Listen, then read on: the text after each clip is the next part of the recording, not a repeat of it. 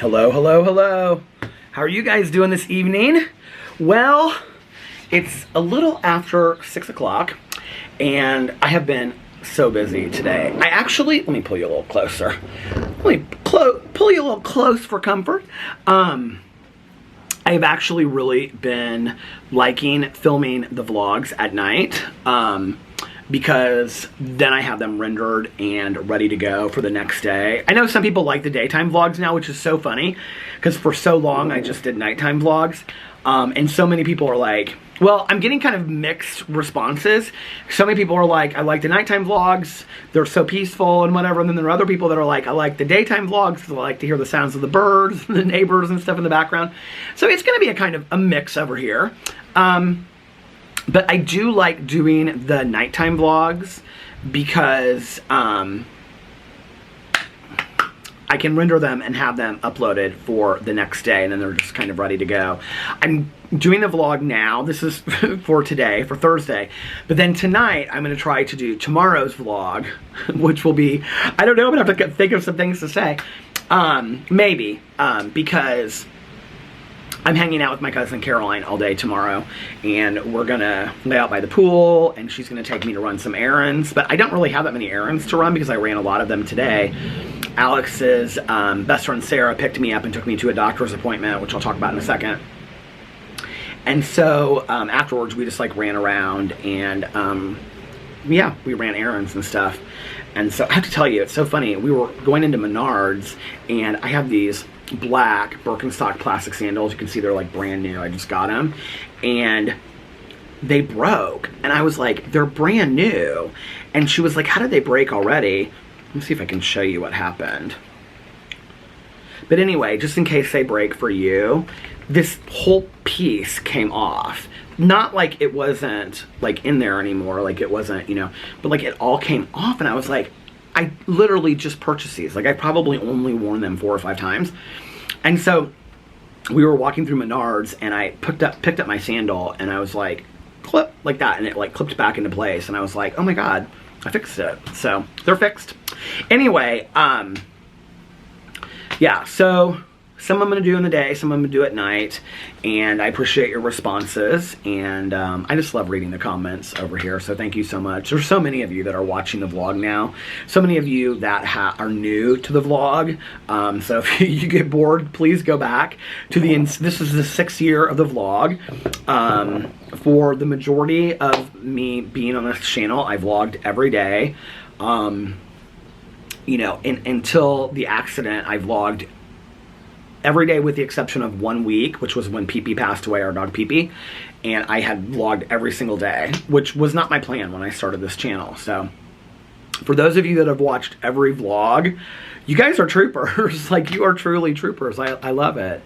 So yeah, I do kind of have a lot to talk about today. My plan had actually been last night, so Alex and I had our marriage counseling session last night, and then we went to this restaurant, this Thai restaurant that we like in that area. I called it Thai Station, but it's actually called Thai Sushi House, and it's in Fishers.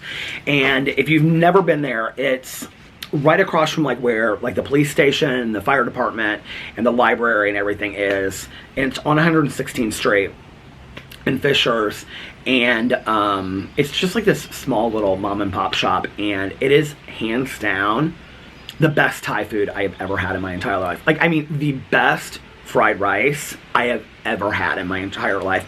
And I get it specialized. Because they put like a lot of like great, like a lot of places, like when you go and you get like veggie fried rice, it's just like there's no meat in it, so they don't really put a lot of other stuff in there. Maybe like some carrot strips or something. Thai Sushi House, they put like tomatoes in there, which they're like sauteed tomatoes. They're fantastic. And they put, what do you call it? Like bean shoots, and they put broccoli. Now, I don't love the broccoli because it's like literally like big pieces of broccoli. I like broccoli, but I don't love it in my fried rice. So I have the broccoli taken out, and I have it replaced with pineapple, and it's so good. They have a fried rice on the menu that is called like the Hawaiian fried rice or something. They have basil fried rice, they have curried fried rice. It's so good. one time I got the whole, like I've gotten the Hawaiian a couple times and had no meat in it, and it's been fine, like when we've eaten there. I mean, we just ate there once. I think other time we got it. But anyway, but one time I ordered it and it had meat in it. And so I was like, okay, from now on I'm just going to order the veggie fried rice, add pineapple, because that's basically like the Hawaiian one anyway. But when I did get it when we were there, they like carve out a pineapple and they put it like in a pineapple. It's very cool. That was the time that, yeah, that was the one and only time I think we've eaten. Have I eaten there more than that? I don't know. But anyway, it was the first time that I was there because Alex, there's like, they have a level of spiciness on like 1 to 5 like chili pepper signs. And Alex was like, he can handle all kinds of spiciness. And he was like, I don't think it's really that bad. You could probably handle like a 3 or 4. And so I asked the woman and she was like, oh yeah, you could probably handle a 3. They could not bring the water fast enough. I was like asking for crackers and all kinds of stuff because my mouth was like, I was like, oh my God, I'm burning up. So we had our marriage counseling session last night, which went fantastically. It went so good. It's interesting because like, I feel like we did so much work when we were in marriage counseling before, and I don't feel like we have that much work to do now, but the sessions go deeper. I don't even know how to explain it. We're really talking a lot about like our emotional responses to things and, you know, just how to improve our marriage from where we're at. And so it's really good. So we left there and Alex was like, do you want to get Thai Sushi House? And I was like, yeah. So we actually sat outside and waited because it was like a half an hour until the food was ready. And it was so nice yesterday. Oh, that was the other thing. I haven't talked about yesterday, did I? So I laid out all day yesterday, okay, with my neighbors. And it was like 95, 97 in Indianapolis. And I was like, it's not really that hot out. It felt hot, but it didn't feel like I was just like, I could not. Now later it did, at like last night. But when I was laying out, if you can see like how much sun I got on my face, it didn't feel like I was like that tortured, right? So last night we're going to bed and I said to Alex, because I got into bed with him about 10:30. I was like, I am like burning up. And he's like, well, it's hot up here, but it's not, because in our house, like our bedroom is cool, but it's not like the downstairs is okay. It's like the main floor is good as far as the air conditioning, and the basement is fantastic. It's kind of Midwestern homes are kind of like that anyway. But I was burning up. And so when I got up this morning, I don't know if you can see, but I am like, do you see that? I am burnt, you guys. Like, I am so burnt. And I'm supposed to lay out with Caroline tomorrow. So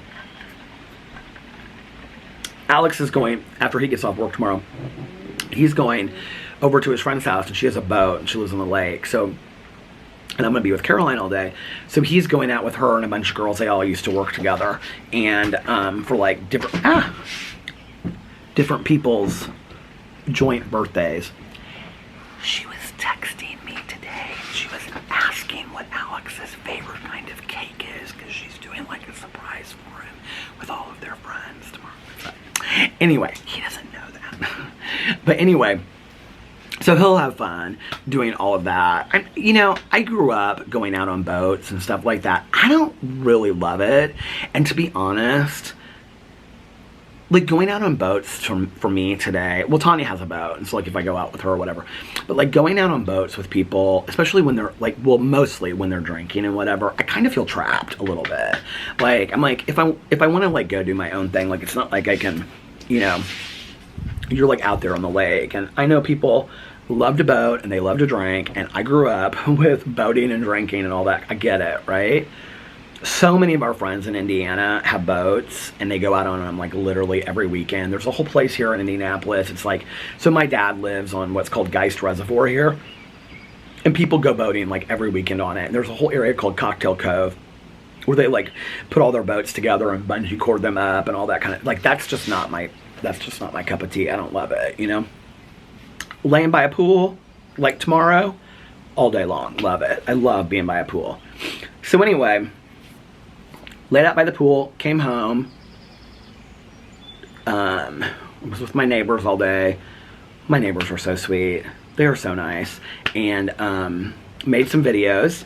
And then I went to marriage counseling, took an Uber, took my second Uber, and she was very nice. And then we ate while we brought it back, and then we watched The Real Housewives of Dubai.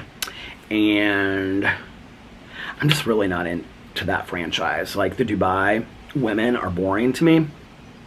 They're not that interesting, and I just don't care about it. We have Real Housewives of Beverly Hills. I have pad thai, and I have fried rice left over from last night, and I also got a hummus wrap sandwich from Trader Joe's today, and so I'm about to eat and watch Real Housewives of Beverly Hills. And I think we have Atlanta, too. So, where's Atlanta on Sundays? Atlanta and Beverly Hills, I'm loving this season. And RuPaul's Drag Race is great. And then I think we also have the season finale of Ex on the Beach tonight. Oh my God, we've got some good TV. So, we watched that, and then I said, what now? And he was like, well, I'm gonna go to bed now. And I said, okay. So we went up to bed, and I got into bed at like 10:30, and I was out. Like, out. Oh, I set my alarm for like 12 o'clock, 12:30. I don't remember. To get up because I wanted to watch, well, I was going to vlog for an hour, and then I was going to watch an episode of First Kill on Netflix. I'm really liking that show. That show's really cute. Cute's not really the word. I just really like how it's done. And, you know, I think on the heels of watching, like, all of these documentaries that are really dark, like Keeper of the Ashes, about the Girl Scout murders, and The Deep End about Teal Swan, and, oh my God, Keep Sweet, Pray and Obey. And then last night I couldn't sleep. So I ended up waking up at 2:30 in the morning, and I was like, do you ever do that? Like, I was like right, I was like so awake. And I couldn't go back to, because I was like, I'll just go to sleep for the night and wake up early, right? And I could not go back to sleep to save my life. And I was kind of worried a little bit because Sarah was picking me up for a doctor's appointment today, Alex's best friend Sarah. And it was like at 12:15, but I wanted to make sure that I had my stuff done for the day, that Boo Radley was settled and everything like that before I went to the doctor's appointment. So I was so afraid, like, because sometimes if I can't go to sleep, like, I won't then go back to sleep or be able to fall deep asleep till like 6 or 7 in the morning. I was like, if I fall asleep at 7 in the morning, like, I'm going to be hard pressed to get up to get this stuff done that I need to get done in time to be ready for her. Came out here, and I was watching like drag pageants on YouTube. I was watching all of these old, like literally 1987 Miss Gay US of A, okay, drag pageant in Dallas, Texas. Well, it was so warm last night. Okay, so Boo Radley and I are very upset. I don't even know how to talk about this, you guys, because I'm so confused about it. I really am. So I came out here last night, and I was watering my plants. So you can see my plants are still they're doing pretty good, I would say. There's my Ola. Oh, doormat. And then these plants over here are doing really well. And then there's my fern. So let me tell you about the fern, okay? So I was sitting here last night, and my neighbor came over. I don't even remember what day it was. Probably by the vlog you would know. But he came over here and he was talking to me. He's talked to me like several days, but like 2 or 3 days ago. I feel like it was like 3 days ago. Let's see, what is today? Thursday, so this would have been Wednesday night, Tuesday. It was like Monday. And he came over and he was sitting here. And I feel like a bird flew by, but what I noticed was that the birds weren't coming and going the way that they did. I don't remember what day it was. Maybe it was Tuesday. It literally has not been that long, you guys. It's been like a day or two. And I was like, that I really have noticed, like thinking about it, I was like, because I was resigned to letting them be in the fern as long as they needed to be. And, you know, having the babies, and the babies, like, you know, being fed. And I mean, we had gone, if you look up here before, you can see there's a rock on it now. I mean, that was where the bird nest was before. And so we would go in and out of the door, and every time we did, the mother would fly away and whatever. And so I knew what it was like, okay? But it was over in that corner, and I was like, it just is what it is. You guys know, I've talked about it. And now, I'm like in love with the idea of having this bird family, right? So I was sitting out here and I was like kind of looking at the fern, and I was like, it's kind of dying in some areas, but I was like, it is what it is. Like, I was resigned to the fact that, you know, these babies were going to be born and whatever, and then I would deal with it after that.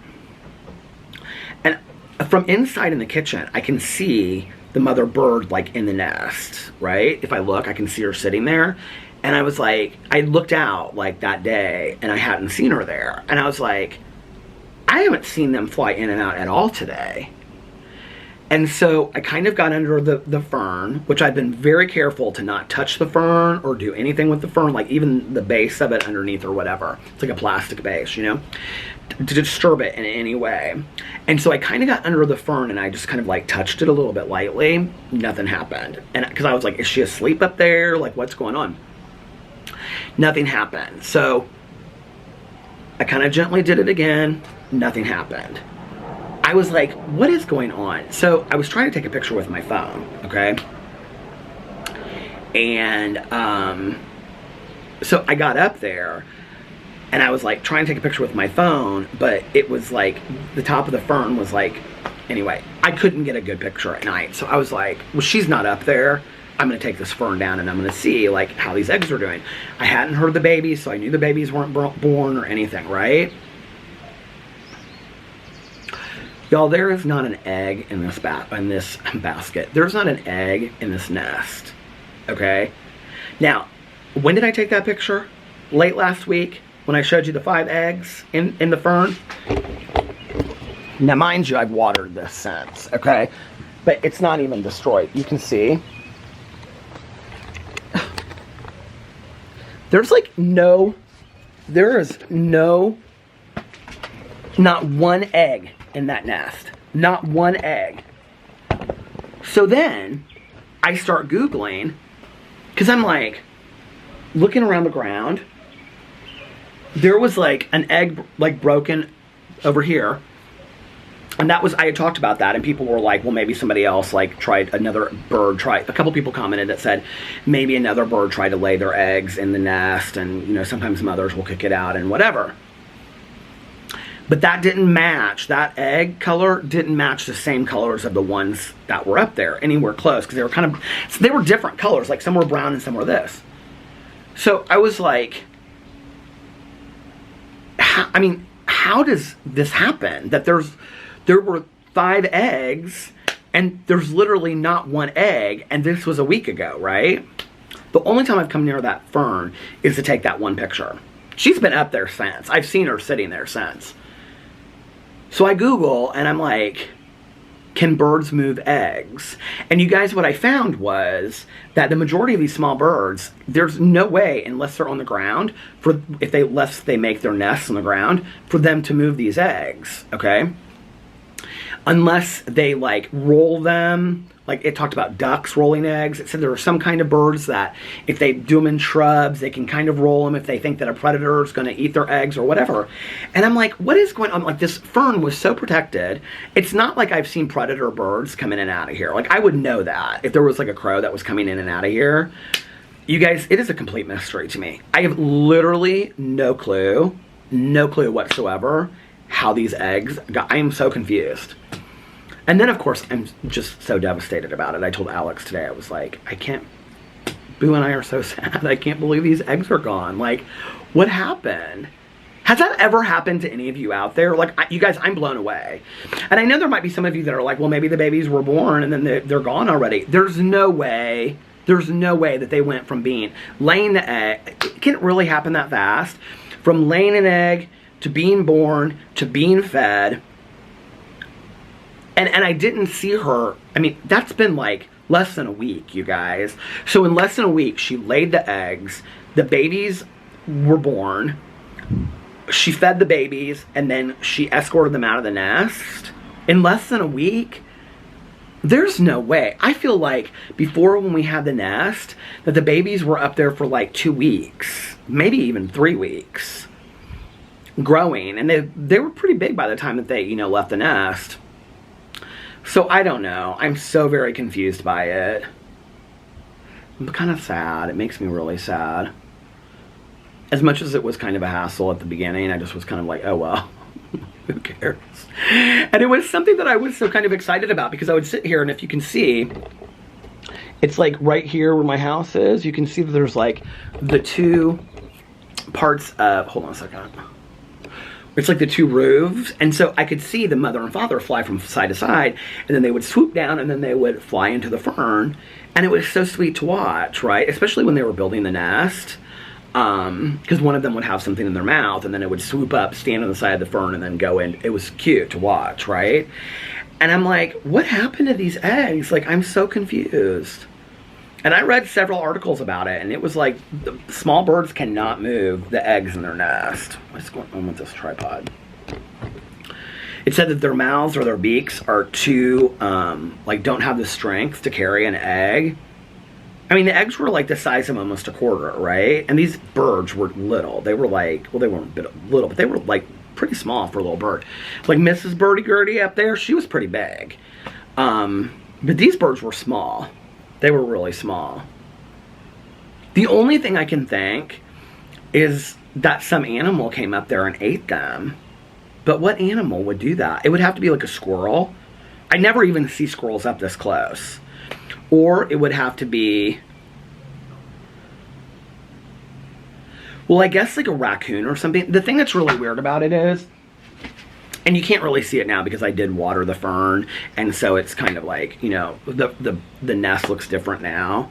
But if you look in here, you can see, okay, there is nothing wrong. I mean, there was no, when I looked in there last night, it wasn't like something had attacked the birds, and you could see like, and I'm not trying to be gross, but it wasn't like a raccoon had like killed these birds and there was like a remnants of like bird eggs or birds or something. Like, there was nothing like that. I mean, it was literally a perfect nest with no eggs. So, look, this is the, Melissa brought me this from Disney, and this is the 50th anniversary Starbucks cup between Disney and Starbucks. Cool.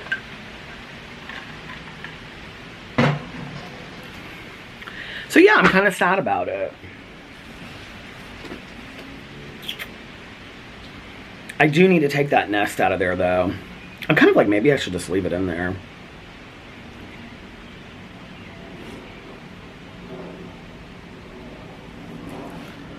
Isn't that the weirdest thing?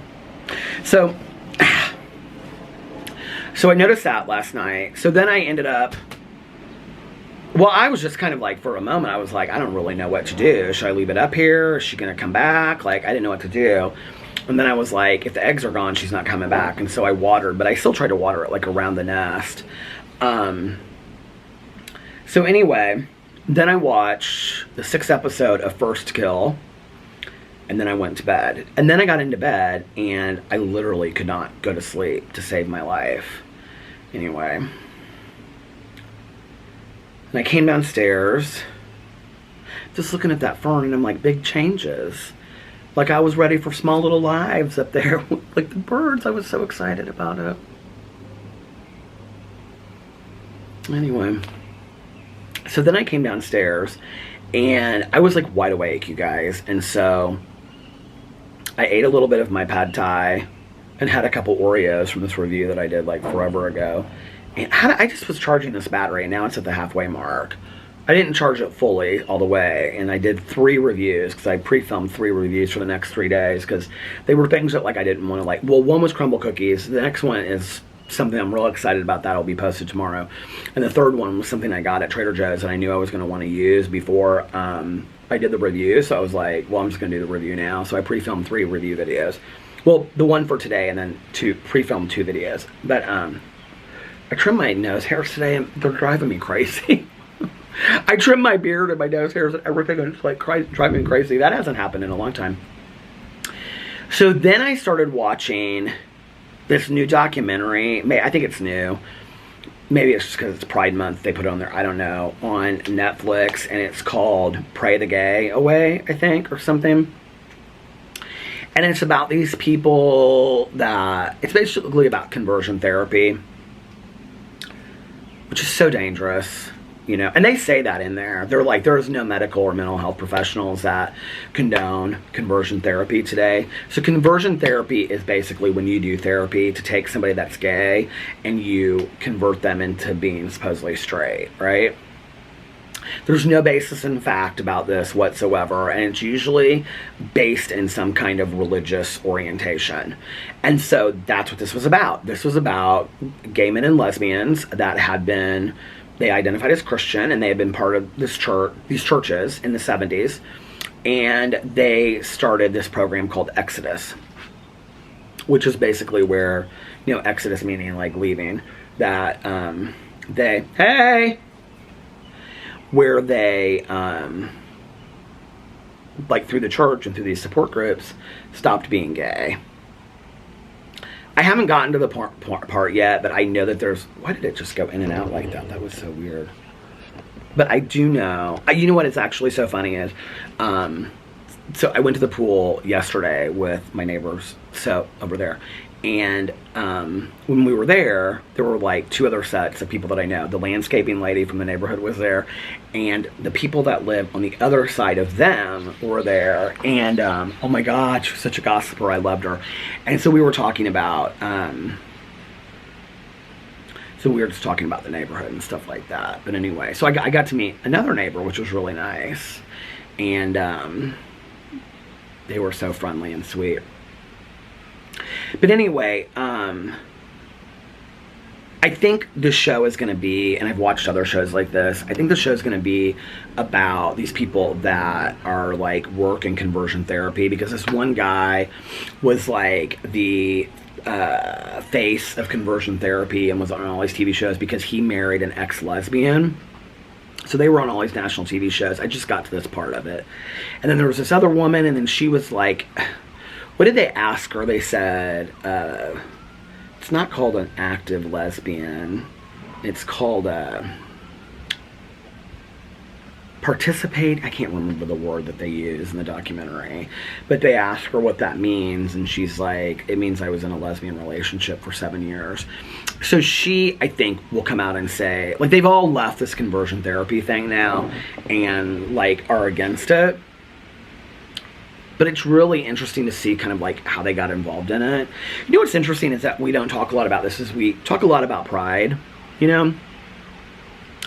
And I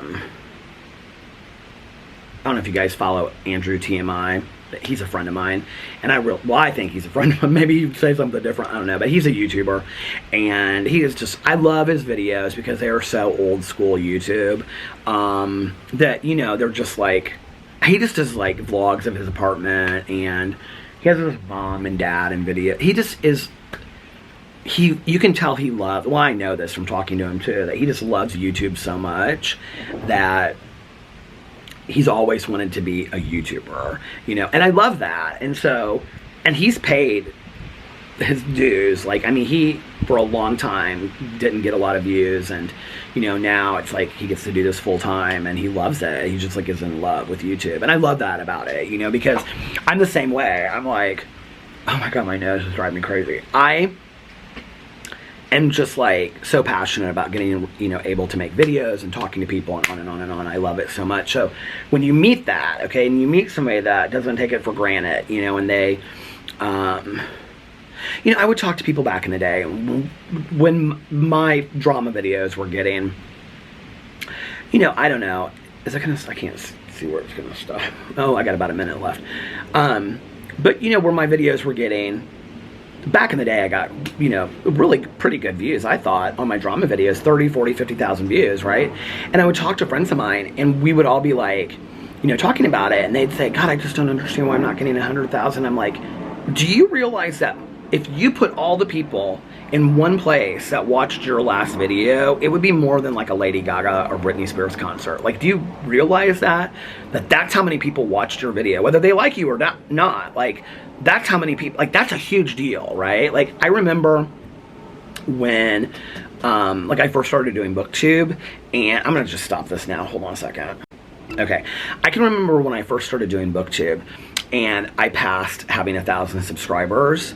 I literally bawled my eyes out. Like, I think on that video, I even, like, where I talked about it, shouted out the 1,000 subscriber mark that I had passed, I think I bawled my eyes out because I can remember, I graduated high school with like 670 people. And the fact that 1,000 people had chosen to hit that subscribe button on my channel, like, meant the world to me. Like, it meant so much to me. And I've never forgotten that, that each person that subscribes to your channel, they're doing that because they're saying, either I like what you have to say, or I don't, or I want to keep up with this, and, I want to see what you're going to say next. And so that was such a cool moment for me, because I had never really felt validation on that level before. And I think to some degree, like, today I seek inner validation, but it did feel good, as somebody that didn't really ever feel like I had received much validation in my life from others outside of my, immediate family. It was nice to feel that. So anyway, Andrew TMI. What was I saying about him?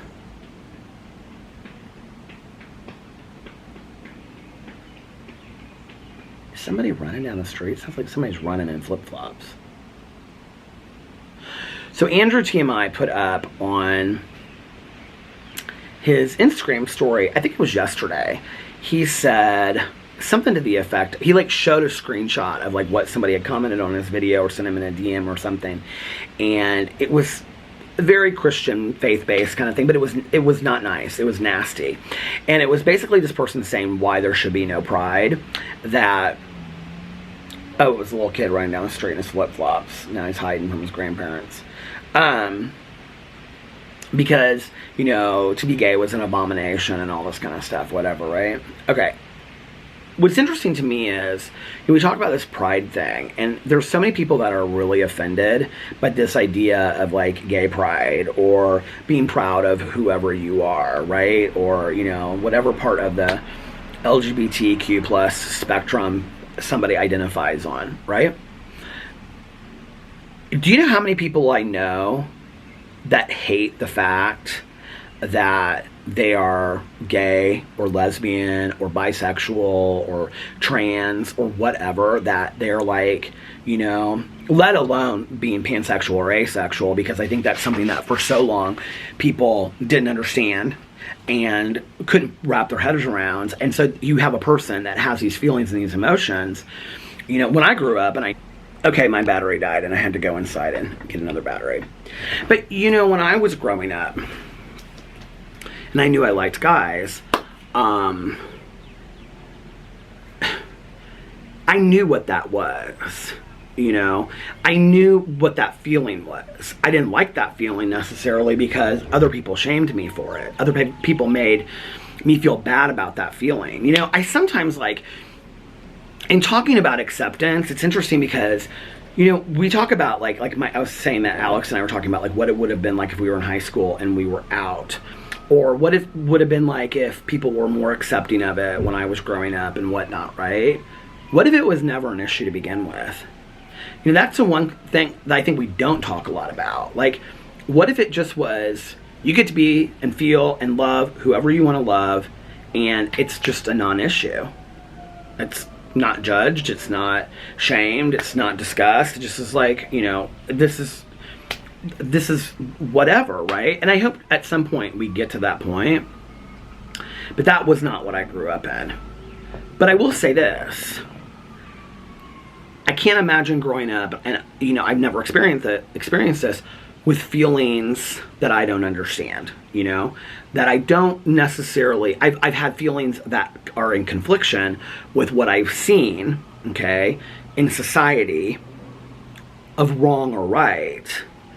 But, like, I've spoken to several friends of mine that are trans that'll say, like, well, when I was growing up, like, the feelings that I had, I didn't even know how to make sense of them, And then one of the things that we rarely talk about in society is, being bisexual, which I think really has only been taken seriously, maybe, if it is still even, in the last 10 years. Because, I can remember when I came out as bisexual first, because I thought it was easier to be bisexual than it was to be gay, because people would maybe respect, oh, I like both, which that has nothing to do with it.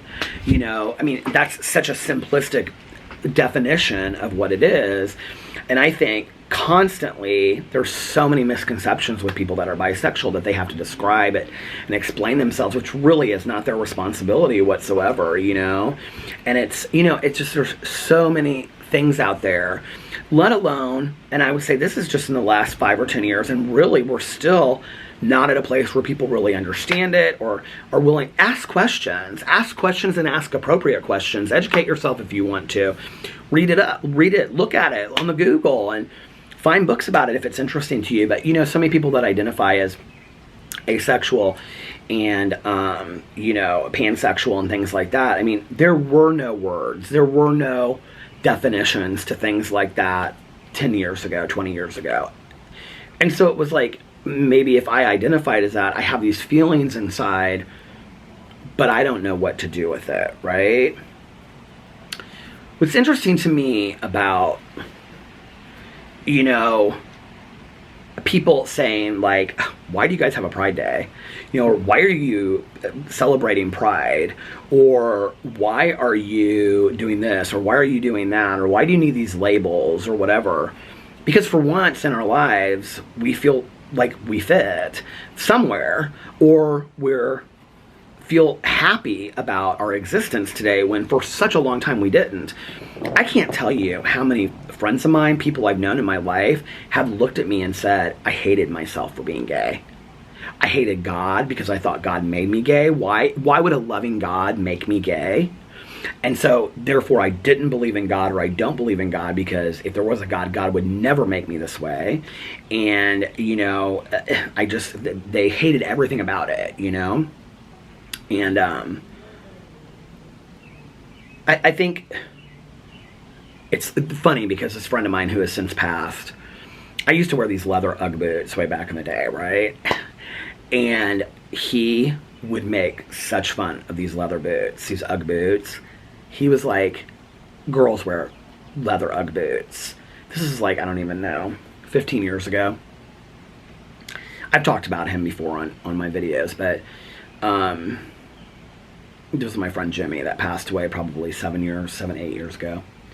And he would say, you know, and he would say to me, like, I don't know why you would want to be more this way. What's so funny is, in the period that I knew him and that we were friends, coming on the other side, I mean, no, he wasn't ever like, what's up, girl? I mean, he was never that way, right? And I think there's this misconception that all gay guys are like, what's up, Z formation? What's up, girl? You know? No, I'm not like that 24 hours a day. I'm not like I am in my drama videos, but is there a moment for that? Sure. Is there, like, when I'm talking about with my friends, you know, it's like, yeah, I mean, you know, it's like, I have friends of mine that I do talk to, men and women, that I talk to that way, you know, in funny moments and whatnot, or we get shady, and, you know, my Tuesday nights riding with my girls to my home group meeting, I mean, we'll talking about TV shows. Oh my God, you know what I mean? It's like, so anyway, I don't know that I ever hated myself for being gay. I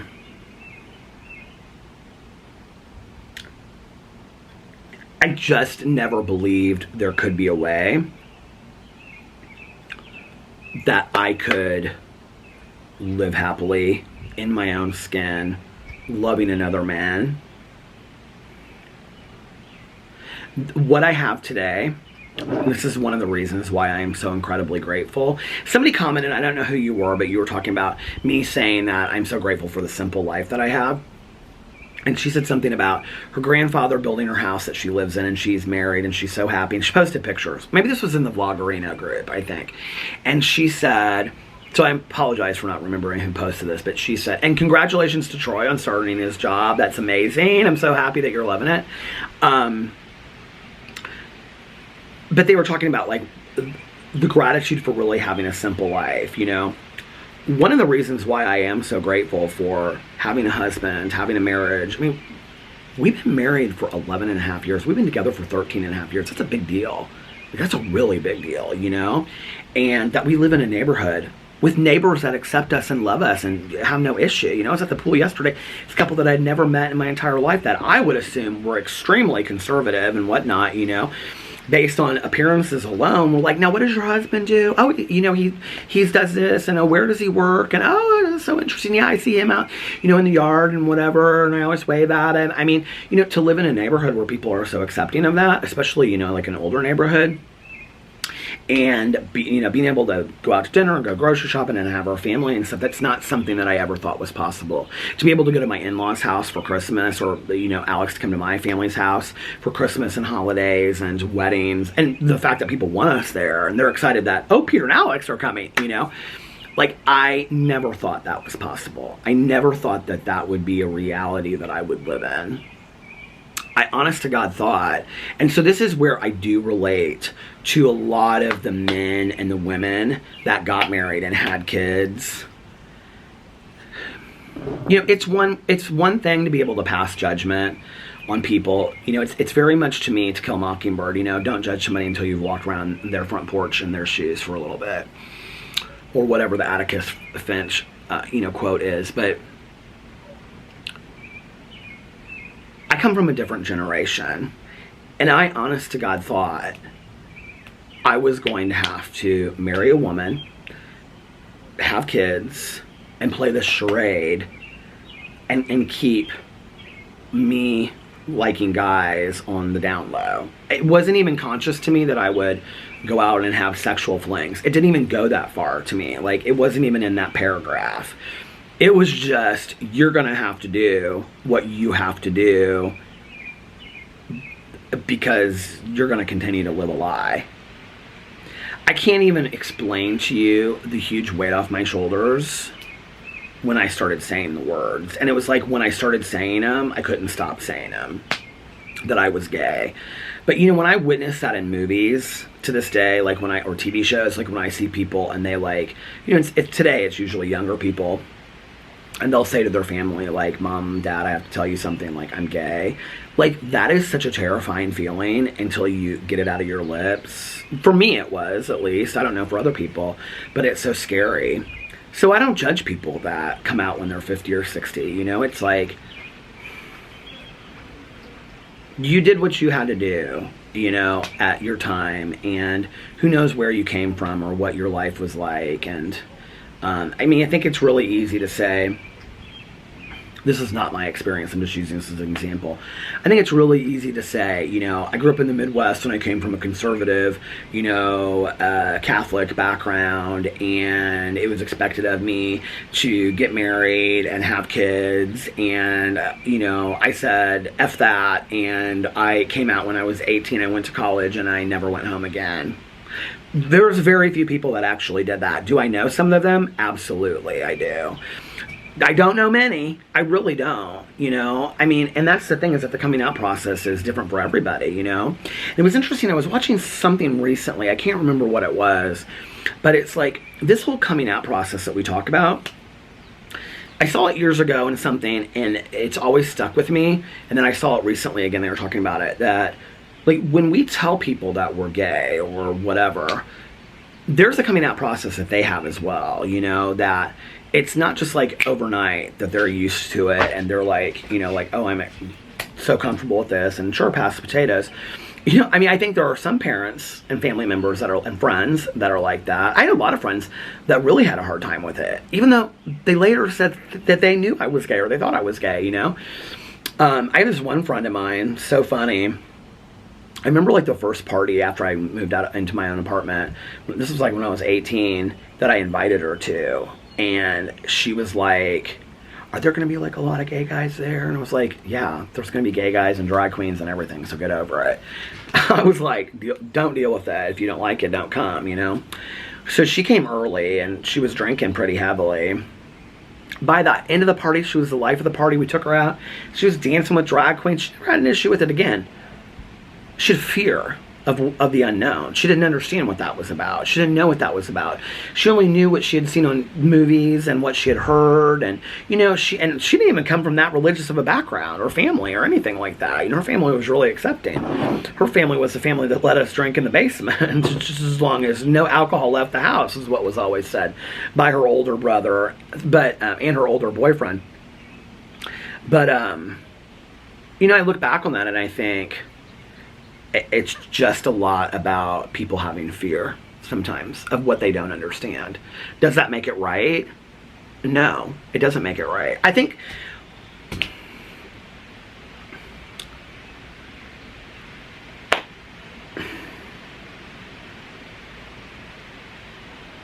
I want to make sure I say this the way that I want to say this. If I have learned anything in my almost 50 years about the concept of change, that I think that we don't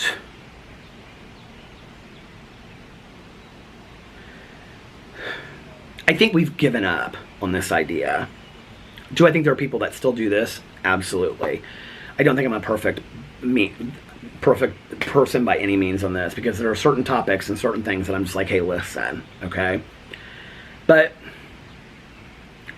we have become so obsessed as a society with having our opinions rattled down to 144 characters on Twitter, or posted on Facebook and told everybody that doesn't agree with us to unfriend us and not be our friends anymore, or some meme on Instagram, okay, that we think is going to change the world's problems like that, I'm going to tell you that in 1990, when I came out in this world, there was not any 144 characters, meme on Instagram, or Facebook post that I could have posted that was going to change the world or change anybody's idea about me as a gay man.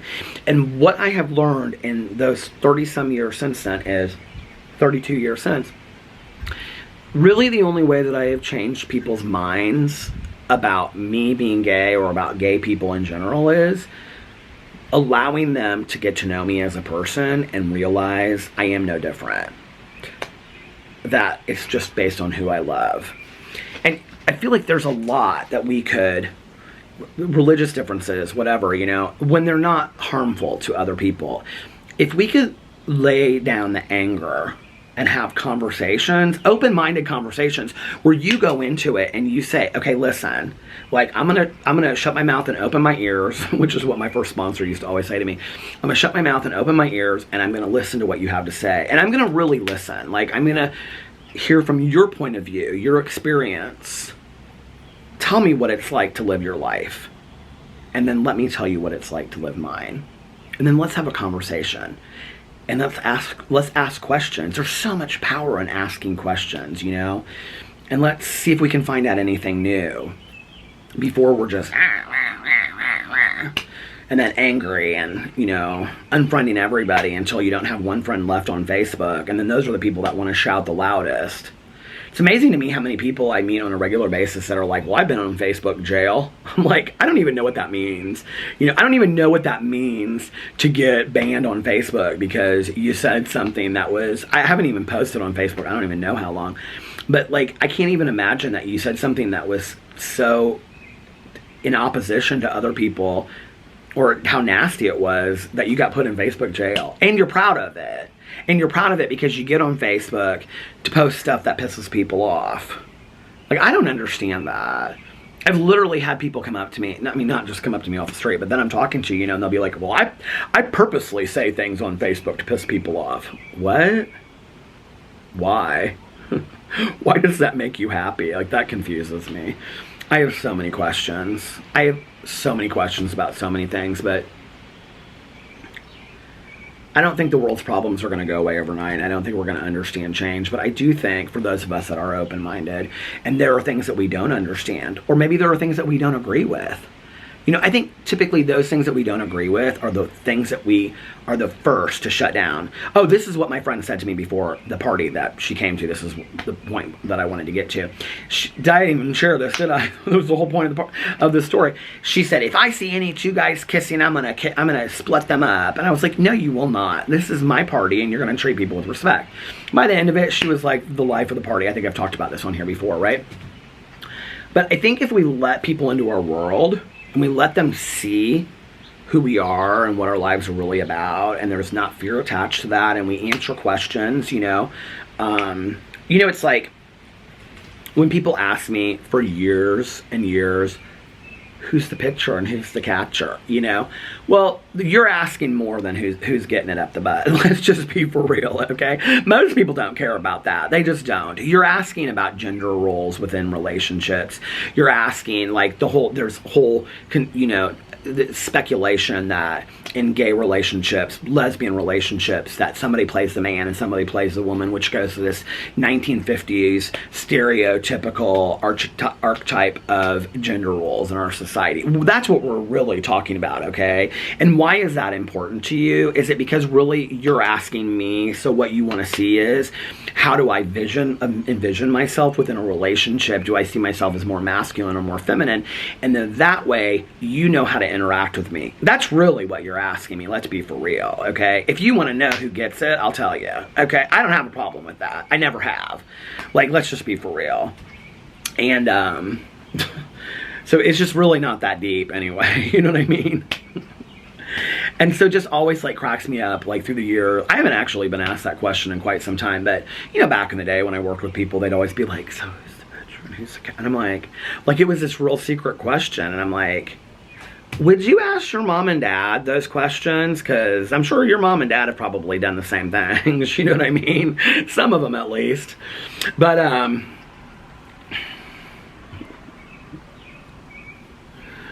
oh, I could go into a whole other subject right now, but I won't. I'll just keep it fresh and clean.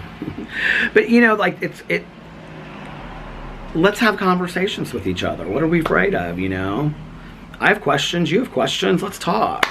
Let's share our lives with one another, and, you know, I do want to say this, and I've only read the comments up till about 4 o'clock today, but I was kind of nervous to post a video last night where, I think it was last night or yesterday, where I talked a lot about, like, religiosity and spirituality on here. I don't know why I was nervous to post that. I just felt like there were going to be a lot of people that were like, I am so tired of hearing this. And I know there were a couple people that people either are like, with the recovery stuff, they're either like, I love it, or I'm so tired of hearing about it. I mean, this is the thing though, right? Like, do you know when, like, you have friends of yours whose kids, like, play baseball 5 days a week, and they have private baseball coaches, and you're like the mom baseball or the dad baseball I'm thinking of my brother and sister-in-law right now. But you know what I mean? And, like, literally, all they talk about is baseball. That's kind of like me with recovery, right? Like, I mean, most of my friends are in recovery.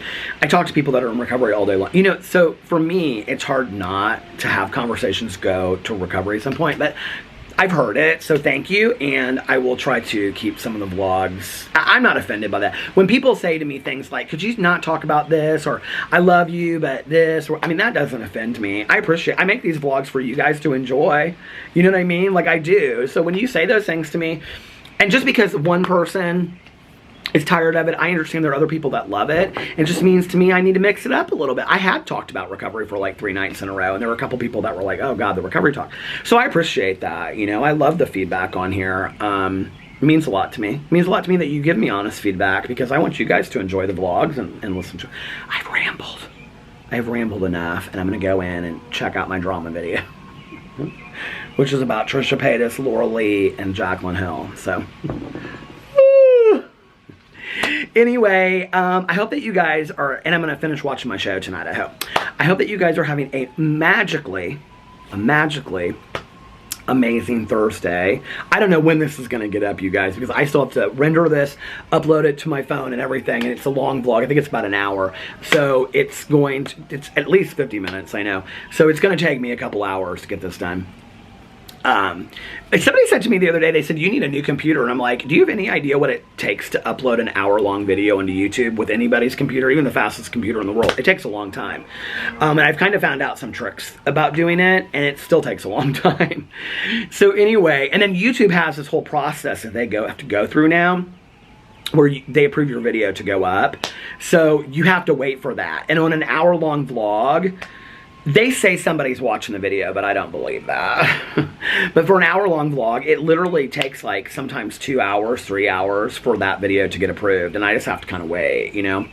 Anyway, that'll probably go away after I've been posting videos for consistently a couple months. because it didn't used to be that way. But anyway, I hope that you're having a magically amazing Thursday. And if nobody else has told you this today, I love you. And let's see. The